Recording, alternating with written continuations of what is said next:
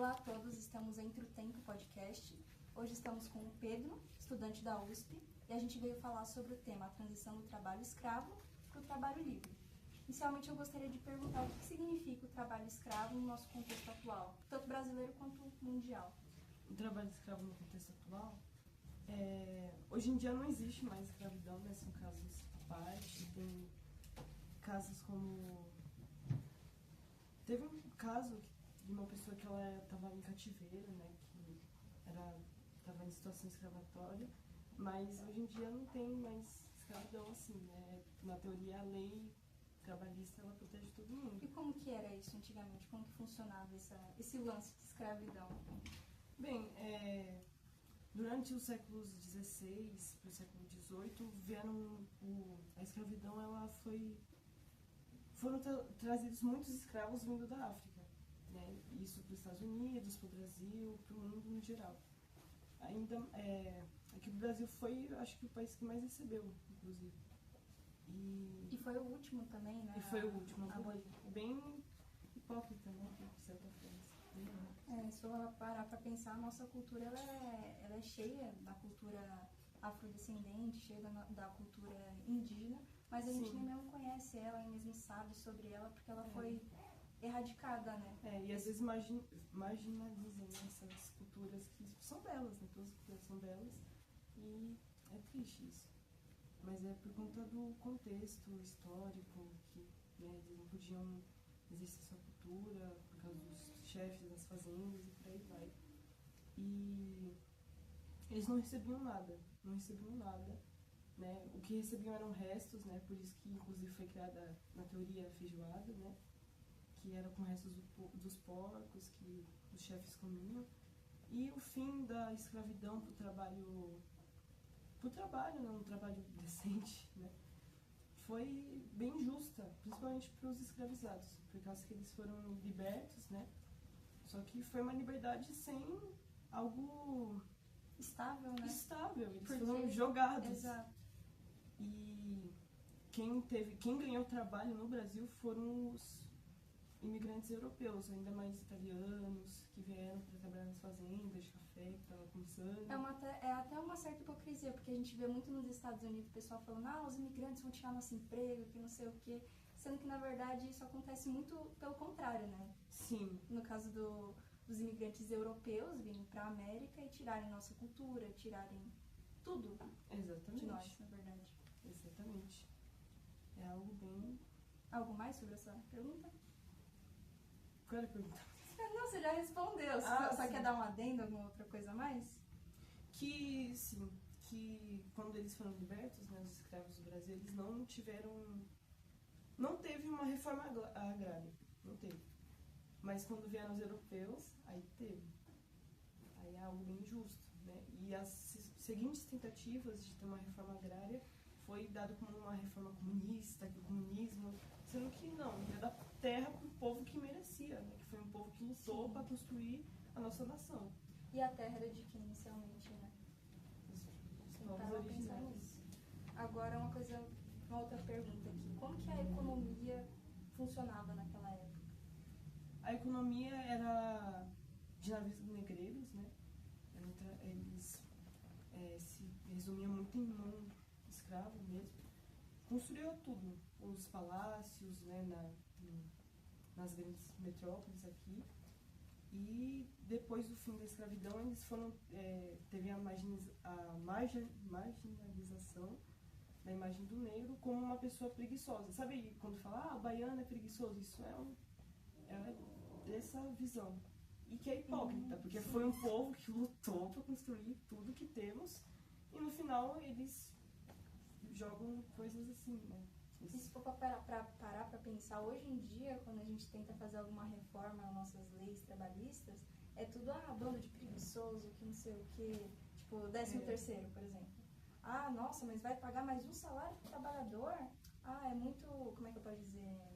São muito mimados mesmo, querem demais, querem exigir muito. Que é o básico. Que é o básico, né? Assim como o fim da escala 6x1, né? Que tem uma mãe, um pai, uma pessoa que quer viver a vida, só que está presa no trabalho, ela só tem um dia de folga, e nesse um dia de folga ela tem que poupar tempo, tem que comprar as coisas que precisa e não tem um momento de lazer. É muito interessante pensar nisso, que a gente ainda é meio que escravo do trabalho, né? Parando pra pensar De certa forma. de certa forma. É claro que não é de uma maneira tão Grave, né? Grave, não é tão criminoso quanto o trabalho escravo realmente. Mas se a gente for parar pra pensar o que eles ganhavam em troca do trabalho, né? Era comida e, tipo, o mínimo do mínimo. Às vezes tem possível. mínimo. Aí você vai parar pra pensar, hoje em dia, uma pessoa trabalha, tipo...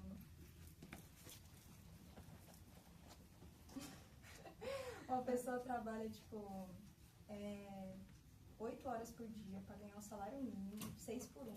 E aí, tipo assim, ela chega em casa, tem que trabalhar pra lavar roupa, pra fazer comida, o básico. Exatamente. Né? Aí você pensa, se você chega com o seu uniforme sujo, né? Tipo, se você vai com uma camiseta branca, como essa pro seu trabalho, você chega e fala, pô, você não lavou a camiseta, cara?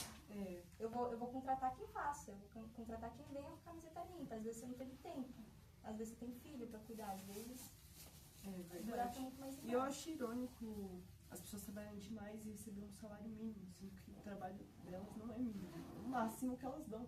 E elas recebem mínimo. Isso é meio hipócrita. Completamente hipócrita. Vamos para a próxima perguntinha e última aqui. Quais foram os principais fatores econômicos que pressionaram esse fim da escravidão? A Revolução Industrial na Inglaterra. Não ia, se não fosse, não foi, a escravidão não acabou por um fim humanitário, humanista, não, foi algo econômico. Isso é muito triste se pensar. Que a Inglaterra teve o boom econômico, né, da primeira Revolução Industrial e eles precisavam que as pessoas tivessem salário para comprar o que eles produziam. Para se tornarem consumidores. Um ciclo. E eles começaram a cobrar de outras nações que libertassem, né, para ter mais pessoas para comprar. E foi isso que fez o Brasil ser pressionado. Mas isso, sabe o termo só para inglês ver? Não, é um termo que o povo usava bastante, assim. Mas esse termo ele foi criado porque, na teoria, criou leis, né, para acabar com a escravidão no Brasil. Só que era só para os ingleses verem, porque aqui ainda tinha. Tipo, não tinha mais navios negreiros trazendo, mas aqui ainda tinha um comércio ilegal, né? Desumano, inclusive. Mas só no futuro que, né? Foi muito mais um fator econômico do que social. Eles precisavam, tipo assim, deixar as coisas legais, né? Tipo, deixar as coisas tributárias, por assim dizer, para tornar consumidores potenciais para aquele giro econômico, né? Isso é bem triste. Realmente. Nossa, eu fico até com receio de finalizar, né, essa parte do nosso podcast com esse ar melancólico. Agora eu vou mudar para o outro apresentador, que vai falar um pouco mais sobre outro tema. Obrigada pela atenção. Boa tarde a todos, estamos com o podcast Entre o Tempo. Estou com o convidado José. Boa tarde, eu me chamo José, sou influenciador e estou muito agradecido por me convidarem para o podcast Entre o Tempo. Esse é o tema que vocês querem abordar comigo. O impacto da tecnologia e das plataformas digitais no trabalho. Eu vou fazer uma pergunta para você. O que você acha dos aplicativos digitais no trabalho? Os aplicativos digitais tem vários, né? Por exemplo, o iFood, tem o Uber. Em grande parte, eles são muito bons, porque, de acordo com alguns estudos, a taxa de desemprego em relação ao pessoal que faz Uber, que faz iFood, cresceu bastante. Quer dizer, caiu bastante, né? Sim. É uma coisa que ajuda muitas pessoas, né? Além do iFood, temos alguns entregadores de produtos, como Shopee, Rappi também faz. Tem aquelas farmácias também. Farmácias, sim, tem várias. Tem alguns aplicativos que são só de farmácia aí, que tem dentro do iFood também. Temos online, por exemplo, para fazer sites, para fazer aplicativos em si, que é tudo no computador, tudo em casa. E em grande parte, os aplicativos digitais de tecnologia são ótimos. São quase sempre perfeitos. Só que tem algumas coisas ruins, como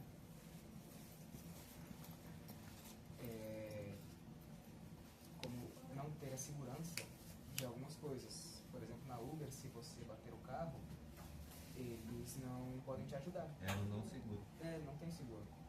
Então, é só você e o carro praticamente. Se acontecer alguma coisa, você que se resolva.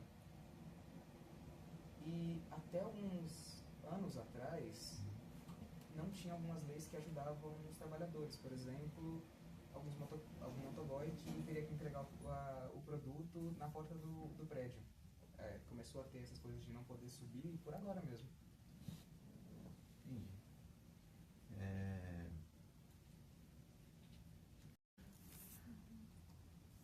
Agora eu vou te fazer mais uma pergunta. O futuro do trabalho é mais promissor ou mais preocupante? Olha, ele é mais preocupante, porque, em tese, tem muita coisa que está começando a ficar preguiçosa. Por exemplo, o pessoal não está mais saindo de casa, mas só está pedindo as coisas pelo iFood, pela entrega, não está querendo mais sair, mais interagir. Alguns trabalhos que requisitavam toque humano, por assim dizer, agora pode ser bem só feitas de forma remota, seja por algumas coisas como IA. No mercado mesmo, né?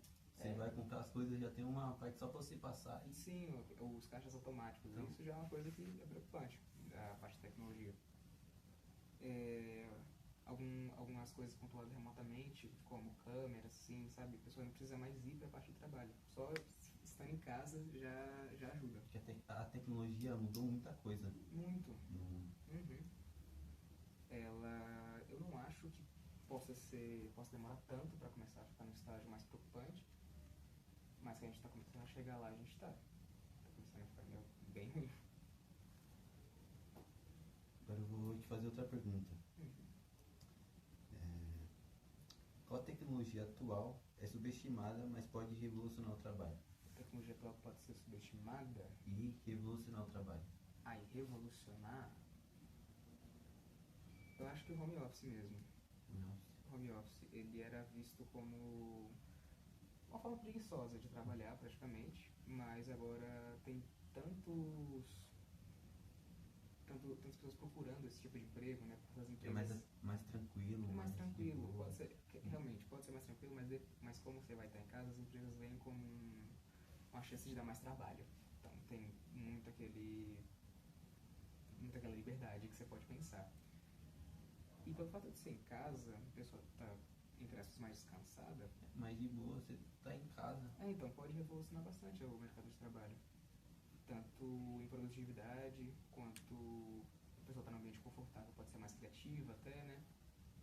Mas por agora eu não acho que está tão elevado, assim, por assim dizer. Agora eu vou te fazer outra pergunta.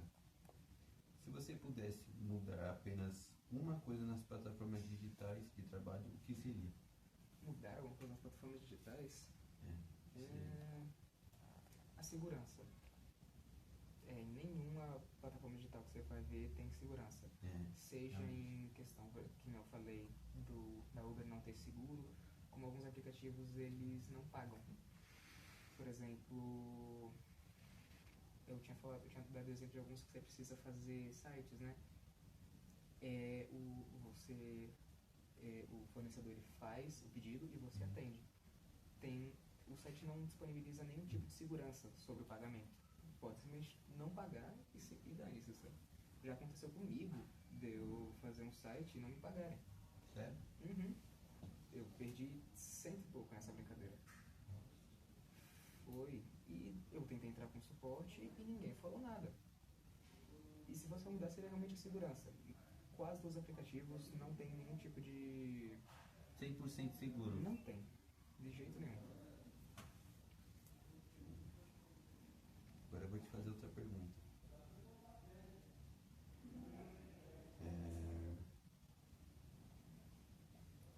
A tecnologia está aumentando a desigualdade ou criando novas oportunidades? Acho que cria novas oportunidades. O pessoal que não conseguiu emprego até agora pode tentar fazer entregas, ou se você achar melhor fazer algum aplicativo em casa, né? Eu acho que está realmente criando muitas oportunidades. O mercado de trabalho digital está crescendo muito. De 2010 para cá, deu um estouro. Uber. Uber, fazer aplicativos de entrega, tá criando várias oportunidades. Motoboy também. Sim, tá criando muitas oportunidades. Pizzaria. Eu acho que a pizzaria não muito, mas... Deixa eu ver. Agora eu vou te fazer outra pergunta. Certo. Como a educação e a qualificação profissional conseguem acompanhar a velocidade das inovações tecnológicas? Como elas conseguem acompanhar? Se elas conseguem ou como elas conseguem? Como a educação e a qualificação profissional conseguem acompanhar? Ah, sim. A qualificação do trabalho tá todo dia evoluindo. Então, cada vez mais você vê currículo pedindo alguns cursos de Excel, já como básico, né? Como, por exemplo, você não consegue mais se qualificar para algum emprego que tenha mínimo uso de computador sem você precisar de um curso completo de Excel e PowerPoint. Pelo menos o básico do Excel. Pelo menos o básico do Excel. Eles veem isso como uma necessidade. E não te ensinam lá. Então, ou você tem ou você não tem um emprego. E sobre educação, eu acho que está sendo uma das melhores coisas que a tecnologia está trazendo. Porque até alguns tempos atrás lançaram alguns aplicativos e sites de educação tecnológica para as crianças e para os adolescentes e adultos mesmo, que são incríveis praticamente. Ensinam de forma tão prática e fácil que até a pessoa já tendo o conhecimento, aprende melhor no aplicativo de educação. Porque antigamente, lá 2010, um pouquinho desse tempo, Sim. só tinha praticamente o Google. Hoje em dia tem o ChatGPT, Gemini, tem muita coisa. E na educação isso é muito bom. Eu acho que é uma das melhores coisas que a tecnologia nos forneceu até agora, sobre a questão e como a pessoa já aprende na tecnologia, ela acaba aprendendo o que eu falei do PowerPoint, do Excel, e já cria uma oportunidade ótima para a tecnologia no trabalho. No ambiente de trabalho. Sim, então acaba já sendo uma coisa boa para o futuro. Certo. Então, eu acho que vamos finalizar por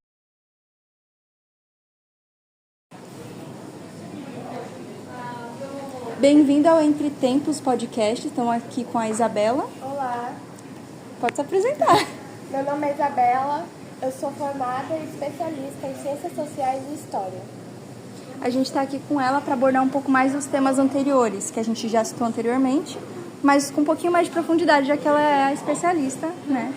Então aqui vamos para a primeira pergunta. Quais são os setores econômicos mais associados ao uso de trabalho escravo contemporâneo?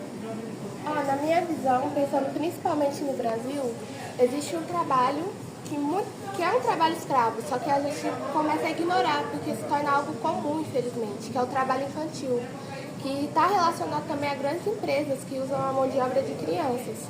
Mas aqui no Brasil, por exemplo, para as famílias terem o que comer e o que sobreviver, tem que colocar as crianças na rua para trabalhar. Ao mesmo tempo que também a gente vê muitas crianças em situação de fome na rua e que tem que pedir dinheiro para trazer comida para casa. Então acaba também, ela não vai para a escola, chega na escola, se torna algo cansativo que ela nem consegue estudar direito. Então isso prejudica além do futuro dela. Então, além de prejudicar o futuro dela, também prejudica a alimentar esse trabalho escravo. Realmente é um belo ponto. E a gente vê que não é uma coisa tão falada, né? Geralmente, sobre a evasão escolar, os motivos.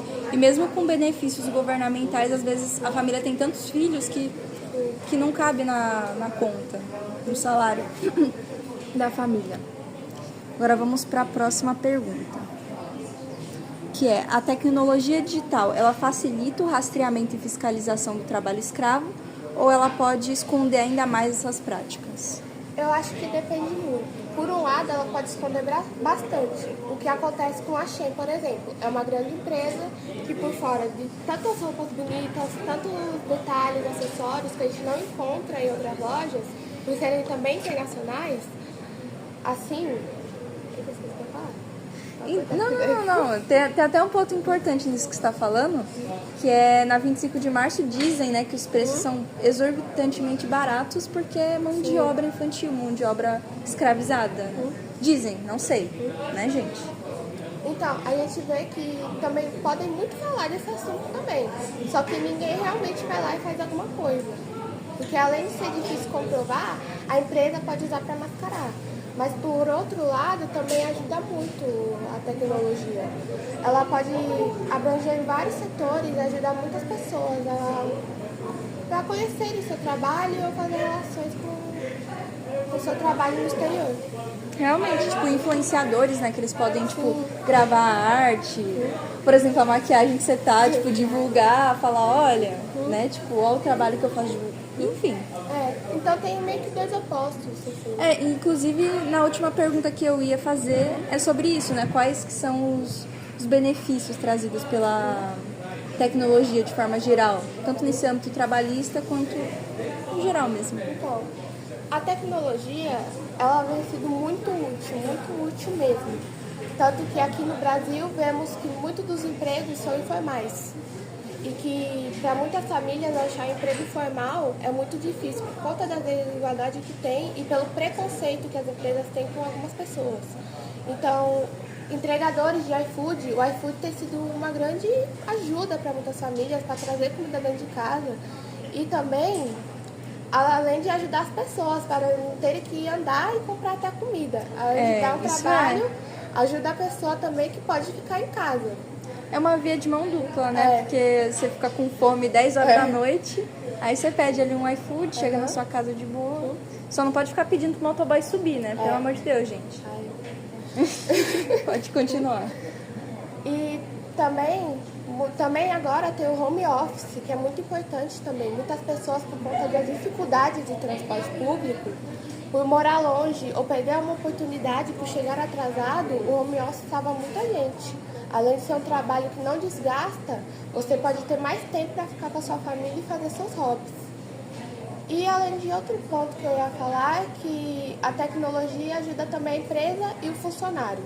Porque ela agiliza o processo e ajuda também, porque além dela ajudar no processo de fazer o que a empresa quer, também é uma via de mão dupla, igual você falou, sempre ajuda os dois lados. Então a tecnologia tem muitos benefícios. Realmente.